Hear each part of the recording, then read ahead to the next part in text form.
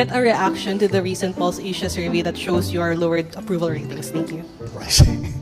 People are having a hard time. Because yung hirap na, because ito eh. Ibang usapan pag bigas. It's different from anything else that any other agricultural product. I completely understand it. And that's why we're working very, very hard to make sure that this comes up again. Not because of the survey. That's not important to me. What's important to me is that we make sure that people have enough to eat and that it is affordable to them. And kaya hindi mo masisi ang tao, talagang naghihirap sila eh. So that's why we are doing all of these things.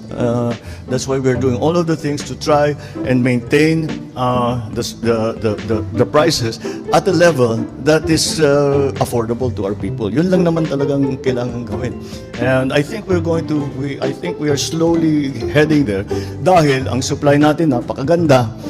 Distribution, siguro meron na tayong ginagawa doon sa pasto para sa cost ng pag-deliver ng bigas, lalo na sa mga malalayo. NCR is included there. Meron tayong project dito sa NCR. May program tayo dito sa NCR. So that's perfectly natural. It's not a surprise, put it that way. Thank you, Mr. President. Thank you, everyone.